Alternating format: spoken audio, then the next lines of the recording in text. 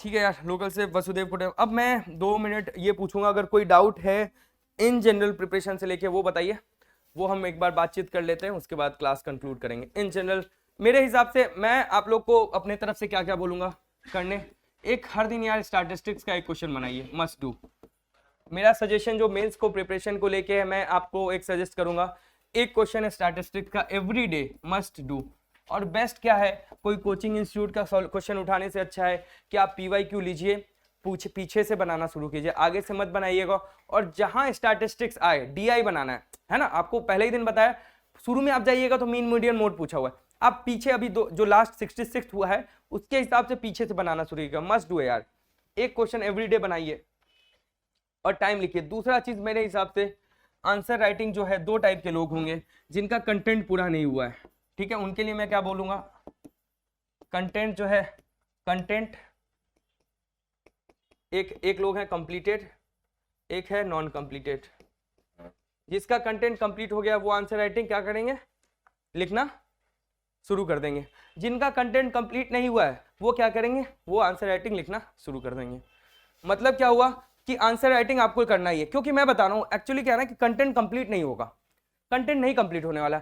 और कंटेंट कब कंप्लीट हो जाएगा, जब आपको एनालाइज करना पेपर का आ जाएगा। मुझे बहुत सेटिस्फैक्शन था, मुझे ऐसा BPSC एग्जाम में लगने, मैं जब एक बार याद है, जब 66 जो दिए होंगे उनको याद होगा कि एक समय ऐसा आता था कि BPSC तुरंत मेंस हो जाएगा, पर अचानक से वो पोस्टपोन हो गया था, है ना, वो लॉन्ग ड्यूरेशन के लिए पोस्टपोन हो गया। फिर जब आया तो उसमें लगभग 28-28 दिन का गैप दिया गया था। मेरे साथ भी यही था, मैं पूरा UPSC प्रिपरेशन पे चला गया था, और अब मेरे को फाइनली लगा कि BPSC आ गया, तो मैंने लगभग 20 से 22 दिन मैंने सिर्फ फिजिक्स पढ़ा है। और मैं GS पढ़ा ही नहीं हूँ, क्योंकि मेरा GS जो ये सब किया हुआ है वो मैं पहले करके रख चुका था, छोड़ दिया था।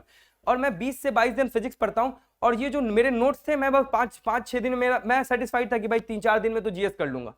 और मैंने एग्जाम के जस्ट पहले 3-4 दिन GS पढ़ा है, इसमें कोई झूठ नहीं है, मेरा नोट्स जो है वो पहले का बना हुआ है। तो मैं वही कह रहा हूँ कि कौन सेटिस्फाइड हो जाएगा कंटेंट में, जो अपने आप को लिमिट कर लेगा, limit as in content wise कि भाई मैं यही पढ़ूंगा, मतलब। तो आपको अभी लिमिट मत कीजिए, आपके प्रिपरेशन लेवल पे डिपेंड कर रहा है, तो आप थोड़ा कॉन्संट्रेट कीजिएगा। तो मैं वही कह रहा हूँ, आंसर राइटिंग कीजिए, बहुत जरूरी है। यहाँ अच्छी बात है कि मैं देखता हूँ कि फैकल्टी जो है आंसर राइटिंग कम से कम कॉपी ले तो लेती है ना। आप जाते हैं दिखाने तो कोई ऐसा तो मना नहीं करता कि नहीं मत दिखाओ, ऐसा नहीं है ना, बम्बार्ड कीजिए, उनको बोलना पड़ जाए।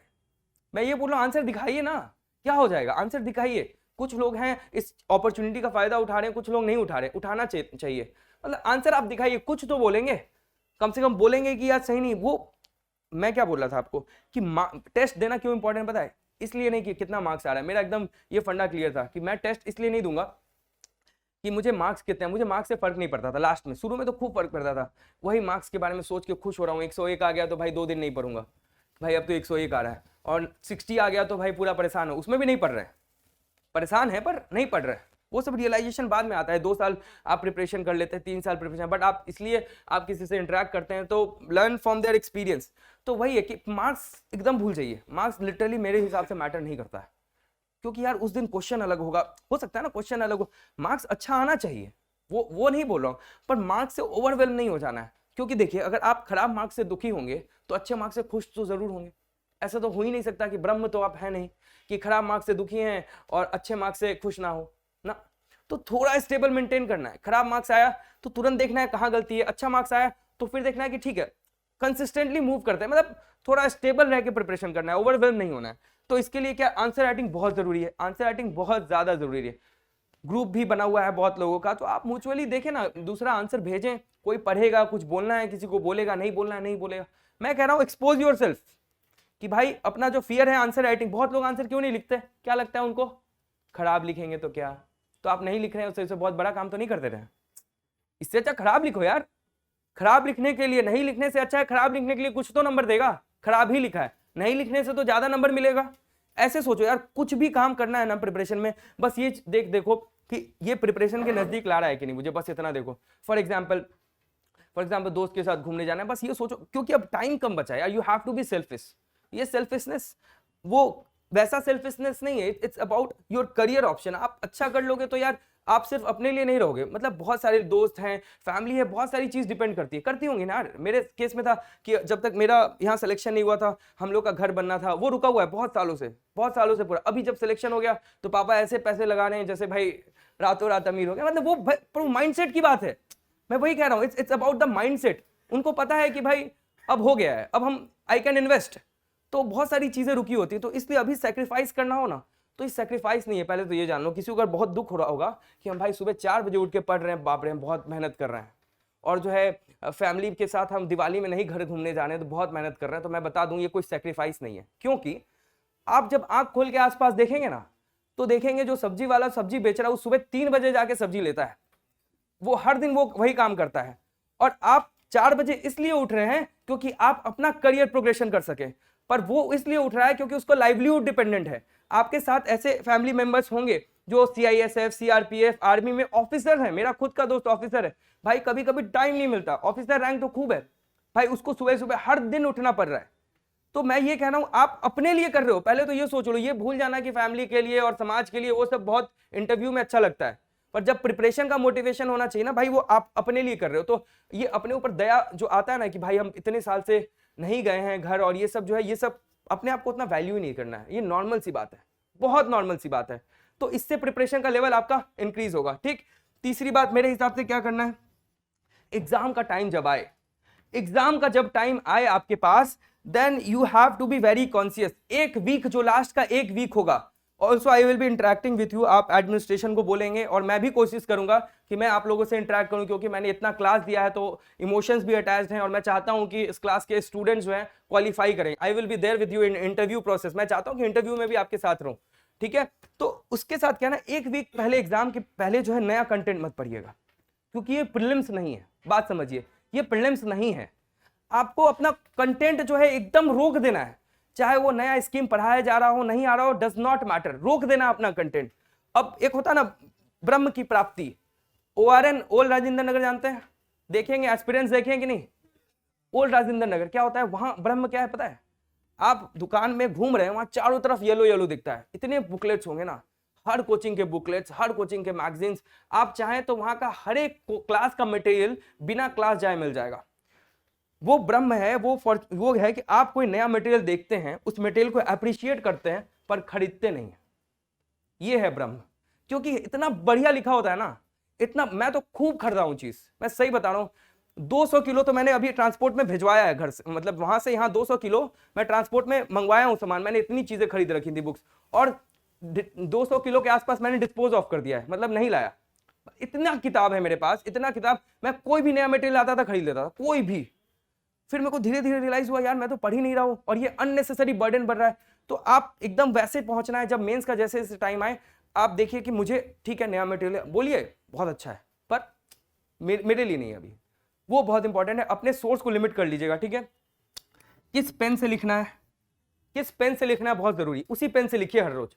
अगर आप ब्लू पेन से वहां लिखेंगे तो ब्लैक पेन से मत लिखिए यार, क्यों लिखना है ब्लैक पेन से, रेड पेन से क्यों लिखना है, ठीक है नोट्स बनाने में आप लिखिए, पर जब भी आप आंसर राइटिंग कर रहे हैं वही पेन से लिखिए जिस पेन से आप लिखेंगे, और वैसा पेन का मल्टीपल सेट रखिए, एक पेन मत रखिए। क्या होगा, मैं सब बात बताता हूं, इतना छोटा छोटा बात जो एग्जाम दिया वही बताएगा। क्या होगा, मैं मैक्सट्रॉन से लिखता था, मैक्सट्रॉन का नया पेन एग्जाम में आप उठाते हैं, वो नया पेन वो थोड़ा घिस के चलता है, फ्रिक्शन ज्यादा होता है ना, ये प्रैक्टिकल बात है, रफ चलता है। तो पॉइंट है कि आप 5 मैक्सट्रॉन रखिए, आप बदल बदल के लिखिए, तो सारा मैक्सट्रॉन पे आपका हाथ बैठा हुआ है।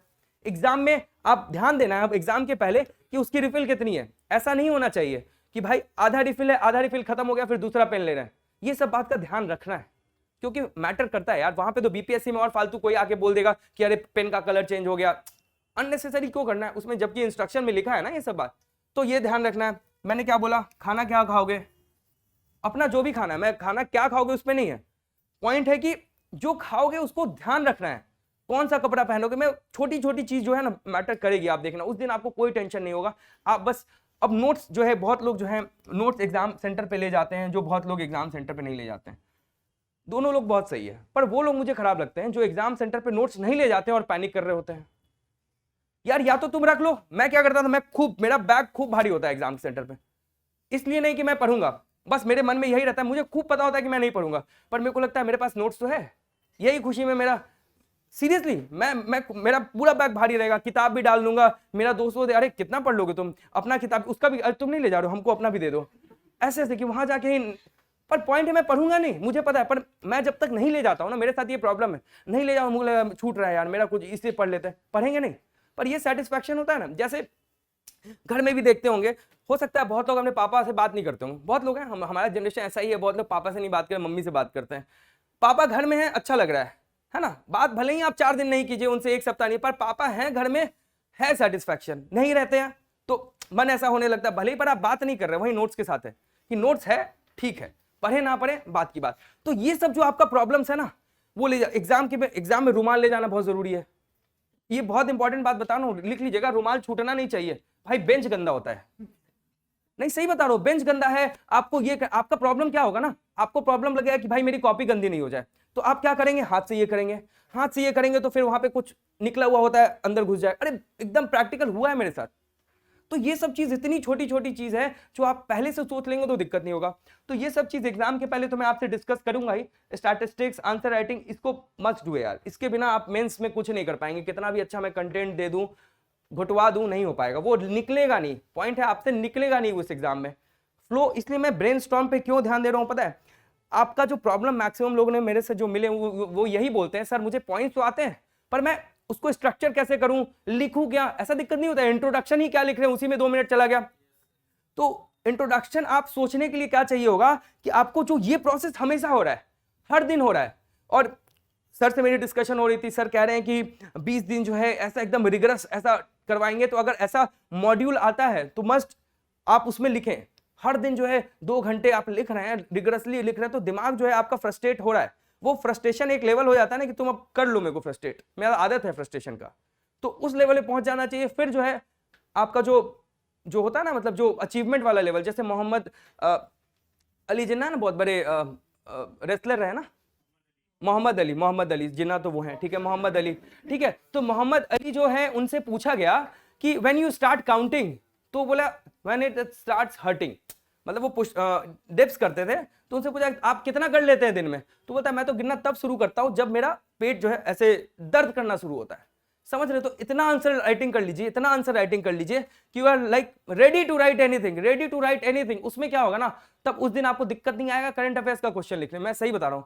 इतना आपका पेरिफेरल नॉलेज इतना ज्यादा हो चुका होगा ना कि आप डायमेंशंस 10 खोलेंगे, 10 डायमेंशंस तो मेरे को लगता है अभी मैं खुलवा दूं तो कोई भी खोल लेगा, इतना ज्यादा प्रैक्टिस कर लेंगे। ये प्रैक्टिस याद रखिएगा, ये प्रैक्टिस बार बार याद रखिएगा, जो हमने किया है, जो हमने नोट्स बनाए हैं, ठीक है। बाद बाकी मेरे को लगता है चीजें ठीक है। किसी का कोई स्पेसिफिक डाउट है तो बताइए, अदरवाइज विल कंक्लूड। देखिए टाइम मैनेजमेंट ऐसे है, देखिए बैलेंस आप कैसे बोल रहे हैं, GS1 और GS2 और ऑप्शनल में ऐसा बोल रहे हैं, राइट।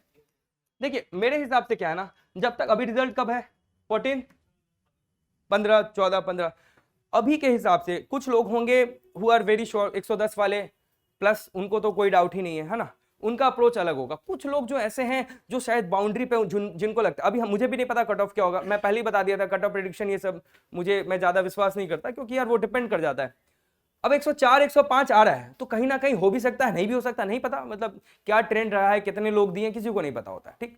तो फिर भी मैं कहूंगा जिसका जो भी स्थिति है, अगर उनका 95 भी आ रहा है ना, आई वुड सजेस्ट देम, मैं उनके लिए बात नहीं कर रहा हूं, 110 वाले के लिए नहीं, उनके लिए अलग से बात करूंगा मैं, जिनको थोड़ा भी डाउट है कि भाई उनका होगा या नहीं होगा, they should totally prepare for mains, totally. और मेंस में भी क्या प्रिपेयर करें, they should prepare for static topic, static में भी एकदम स्टैटिक, करंट उनके लिए नहीं है अभी, डोंट वाउच पर कि करंट अफेयर्स पढ़ लें और बहुत बढ़िया कर लें, करंट अफेयर्स आप मत पढ़िए, एकदम मत पढ़िए करंट अफेयर्स अभी के लिए। आप स्टैटिक और ऑप्शनल अपना तैयार कीजिए, और आप टारगेट रखिए कि 14 नवंबर या 15 नवंबर तक पूरा आपका ये कंप्लीट हो जाए, एंड टू एंड, छूटना नहीं चाहिए। फेडरलिज्म हो, गवर्नर हो, प्रेसिडेंट हो, आर्ट एंड आर्किटेक्चर वाला सवाल है, ये सब है ना, काफी स्टैटिक टॉपिक है, वो सारे कंप्लीट हो जाने चाहिए, कि निश्चित हो ही जाने चाहिए, एंड पैकेज हो जाना चाहिए। फिर 14 नवंबर को या तो बम फटेगा सेलिब्रेशन के लिए, या नहीं होगा, यही होगा ना, 2 चीज है ना, वो तो 2 चीज है, या तो सेलिब्रेशन के लिए या तो नहीं होगा, यही होगा। और आप देखिए इतना बढ़िया बीपीएससी ने डिजाइन कर रखा है इस बार, मुझे ऐसा लगता है, भले ही टाइम कम है, पर पॉइंट है अगर आपका नहीं हुआ तो तुरंत आपको दिख रहा है भाई I have the next target, उसको हिट करना है। अगर मान लीजिए 2 साल बाद होता है, 1 साल बाद होता है, तो मोटिवेशन डाउन हो जाता है यार। पढ़ना, कितने लोग इसलिए ऑफिसर नहीं बन पाए होंगे क्योंकि बीपीएससी एग्जाम साइकिल खराब कर दिया है कि नहीं? आपको दिखता नहीं होगा कि बहुत सारे एबल कैंडिडेट्स या बहुत तेज रहे होंगे पर बीपीएससी एग्जाम साइकिल, पर ये नहीं है। तो दोनों केस में हम लोग डिस्कस भी करेंगे, उस वक्त मैं कोशिश करूंगा आप लोग से इंटरेक्ट करूं, क्योंकि वो जरूरी है ना, उस वक्त डिमोटिवेट नहीं होना। अगर आपका हो गया, उसके बाद आपका पेस स्विच होगा। उसके बाद आपका पेस कैसे स्विच होगा? अब आप लिमिट करेंगे। लिमिट कैसे करेंगे? फिर करंट अफेयर्स और जो आंसर राइटिंग को बहुत ज्यादा ये करेंगे, ठीक है। दूसरे लोग जो 110 वाले हैं, 110 वाले का टारगेट ऐसा हो जाना चाहिए, जो 110 या 110 जिसको 100% श्योर है, या जो फीमेल कैटेगरी है जिनको पता है कि होना ही है, उनको ऑप्शनल अभी खत्म कर लेना चाहिए। उनको भाई वो डेडली होता है ना, डेडली, कि भाई एकदम पीछे लग गए, पीछे पड़ गए, उनको अपना इस टाइम तक जो भी 14 नवंबर है उस तक पूरा ऑप्शनल कंप्लीट कर लीजिए। कोशिश कीजिए जितना हो सके, ऑप्शनल कंप्लीट करना बहुत जरूरी है, क्योंकि देखिए ऑप्शनल आपका रैंक दिलवाएगा। टॉप 10 और टॉप 100 जो है ना, वो जीएस नहीं दिलवाता है, वो ऑप्शनल दिलवाता है, मेरा तो मानना ये है। तो वो कर सकते हैं, ठीक है। तो दोनों हिसाब से कैसे डिवाइड करेंगे, ये क्वेश्चन का आंसर हो गया, कोई दिक्कत? ठीक है। और टाइम मैनेजमेंट क्या है? टाइम मैनेजमेंट मतलब दिन भर पढ़ाई के अलावा बहुत लोग हैं जो जॉब के साथ हैं, कुछ लोग प्रिपेयर कर रहे हैं, पर मोस्टली यहाँ कोई है जो जॉब के साथ प्रिपेयर कर रहा है? जो जॉब के साथ प्रिपेयर नहीं कर रहा है उनको क्या टाइम मैनेज करना है? मतलब उनके लिए तो बस एक ही पढ़ाई है, और क्या। टाइम मैनेजमेंट हमको लगता है आप सब्जेक्ट वाइज पूछ रहे हैं तो वो अलग बात है। सब्जेक्ट वाइज मेरे हिसाब से आपको एक दिन में आप 2 सब्जेक्ट उठाइए। ऑप्शनल मेरे हिसाब से हर दिन होना चाहिए। Optional should be everyday concern, everyday optional आपको पढ़ना है। आप एक बार optional GS, optional GS two, optional, मतलब ऑप्शनल हर दिन पढ़ना है, ऑप्शनल हर दिन ही होना चाहिए, ठीक है। ठीक है, और कुछ कि कंक्लूड करें, बताइए।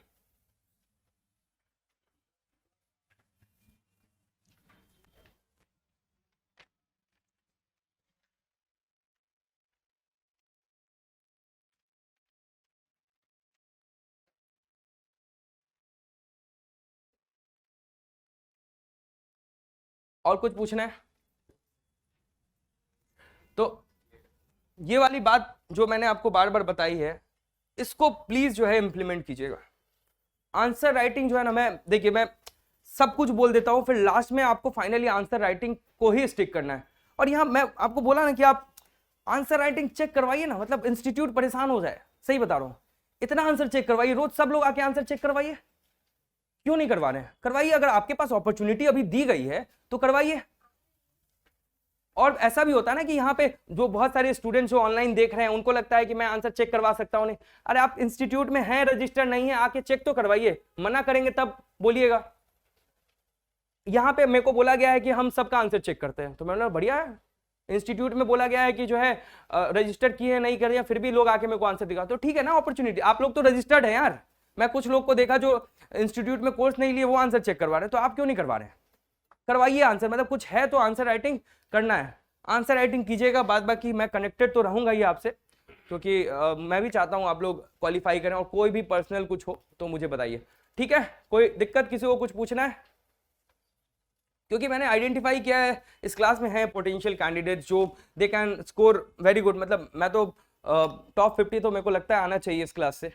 और देखिए टॉप 50 ये सब ना सोच के नहीं लाया जा सकता। टॉप 50 टॉप 10 आप नहीं सोच के ला सकते। तो इस वाले भ्रम में मत रहिएगा कि हम बहुत अच्छे कैंडिडेट हैं या हम बहुत खराब कैंडिडेट हैं। मैं क्या हर टाइम क्या बोला, स्टेबल थोड़ा रहना है, क्योंकि आप बस अपना पढ़ाई कीजिए, वो रैंक आ जाएगा। आज मेरे को दोबारा कोई बोल दे बीपीएससी दे दो और उसके बाद टॉप 10 में दिखा दो, भाई नहीं हो सकता, नहीं आए, हो सकता क्या, मैक्सिमम चांस है नहीं आए। क्योंकि भाई वो बस एक होता है ना, एक मोमेंट है, एक लहर है, जिसकी वजह से हो गया।